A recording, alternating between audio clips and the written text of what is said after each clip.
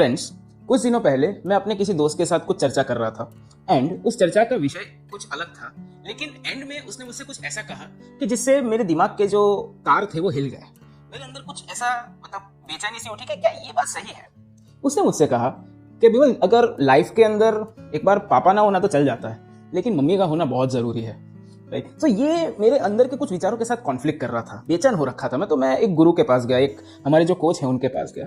तो उन्होंने मुझे समझाया कि विमल, बात यह है कि अगर जिंदगी आपका एक पेड़ है, उस पेड़ की जड़ें आपकी संस्कृति, आपके विचार, आपकी जो परवरिश, वो सब हो सकता है।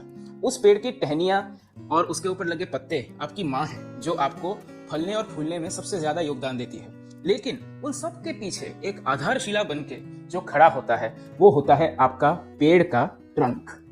ट्रंक इज समथिंग के जो हमको ज्यादातर दिखता नहीं है। हमको पेड़ की छांव दिखती है, उसके ऊपर लगे हुए रंग बिरंगी फूल दिखते हैं, उसके ऊपर के कलरफुल और मीठे मीठे फल दिखते हैं, लेकिन जो सबसे जरूरी आधार होता है वो होता है उसका ट्रंक। सो उसी तरह से हमारी जीवन के अंदर भी जो सबसे महत्वपूर्ण आधार है, सबसे इंपॉर्टेंट मोटिवेटर है, वो है हमारे फादर। अगर माँ ममता की मूरत है तो पिताजी जो हैं वो भी मोटिवेशन के बहुत बड़े भंडार हैं। मुझे याद है कि जब कभी भी मुझे लो फील होता है तो मेरे फादर हमेशा कहते हैं, टेंशन मत लो, सब ठीक हो जाएगा, तुम अपने राह पे चलते रहो, तुम्हारी मंजिल तुम्हें जरूर मिलेगी। एंड कई बार उनके वो वर्ड्स जो होते हैं वो काफी होते हैं। हाँ, वो पेड़ के ट्रंक की तरह थोड़े सख्त जरूर हैं, लेकिन उनकी जो मधुरता है वो उनकी सख्ती में ही है। वो जब मुझे डांटते हैं ना, तो मुझे सही में ऐसा फील होता है कि नहीं, वो मेरे अंदर की कमियां जो है वो निकाल रहे हैं और उसमें अच्छी चीजें भर रहे हैं। सो मैं सिर्फ यही चीज समझाना चाहता हूँ, क्योंकि आज फादर्स डे है और हम सब जो हैं वो अपने पिताजी को I love you, I miss you ऐसा करके हम लोग पहुंच जाएंगे, लेकिन दूसरे दिन से शायद उस फादर को हम लोग देखेंगे भी नहीं।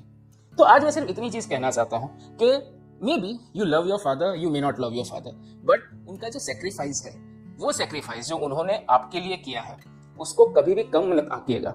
हाँ, कुछ केसेस में हो सकता है कि कुछ फादर्स जो है वो अपने बच्चों की ठीक से देखभाल नहीं करते हैं, पर उसका मतलब ये नहीं है कि उस छोटे से फैक्शन की वजह से आप सभी फादर्स को गलत कह रहे हैं। क्योंकि अगर ऐसा है तो एक सूर्पणखा खराब थी तो उससे सारी औरतें भी खराब हो सकती थी, पर ऐसा तो नहीं है ना। सो एक छोटे से फैक्शन से पूरे दल को आप जज नहीं कर सकते।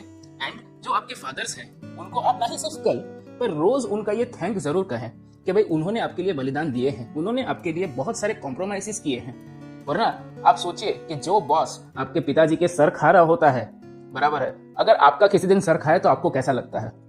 Right. So the point is, माँ जरूर सबसे बड़ी योद्धा होती है। घर बनाने में माँ को होम मेकर कहा जाता है, लेकिन होम माँ और बाप दोनों से बनता है।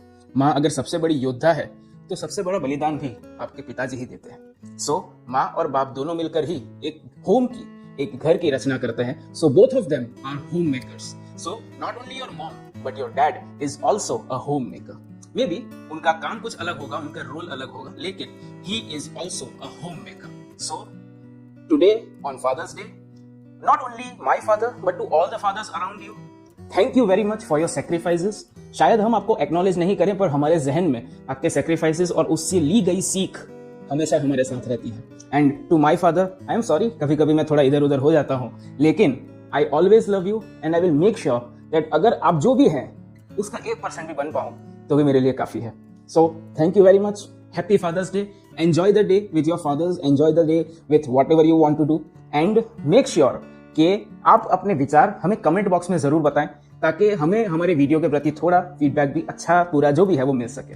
Thank you very much, enjoy this day, enjoy the Sunday, next time मिले, तब तक के लिए कीप रॉकिंग।